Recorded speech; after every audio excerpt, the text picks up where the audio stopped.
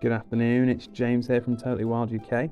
Welcome back to another exciting adventure into the world of wild mushrooms. Today we are on the hunt for the edible glistening InkCap mushroom, also known as Coprinellus micaceus.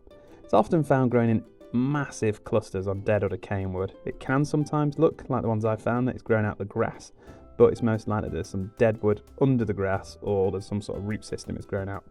So let's take a closer look at the key features of the glistening InkCap mushroom. First, we have the cap. It starts off really convex and gradually flattens with age. That means really domed.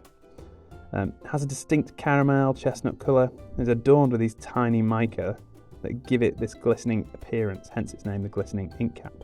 Depending where you find the mushroom, sometimes you have to pick them up, spin the mushroom cap around in your hand in the sun, and it'll give you that glisten. Next, we'll take a look at the gills. The glistening InkCap has very crowded white to pale grey gills. They're free from the stem, which means they don't connect to the stem.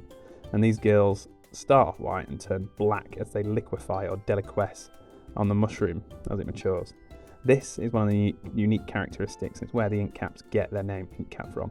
As far as I'm aware, the idea of this is that the gills turn to this liquid and then the liquid dries in the wind and the breeze takes those dried spores away with it to spread.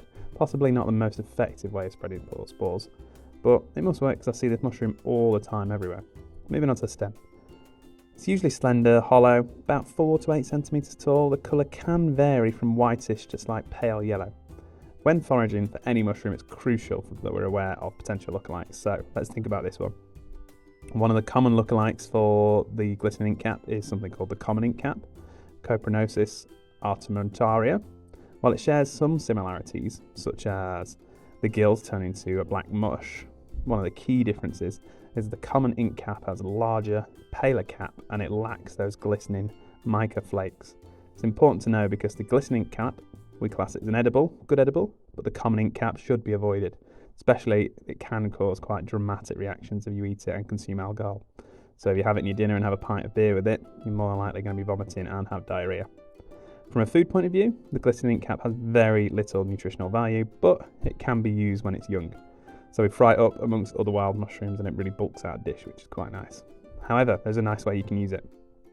So if you store those caps in a jar overnight, they'll turn to that black mush, they'll deliquesce, and then you can use that black mush once strained through a sieve as a substitute for squid ink in things like black mashed potato, or we've got a recipe in our foraging mushrooms book for black fungi, ink pasta, which is quite a nice one, black pasta. But there you have it. You're now equipped with the knowledge to safely forage for these delightful glistening InkCaps. Always stay curious, stay safe, take your baskets, let's head out foraging together, let's do it sustainably.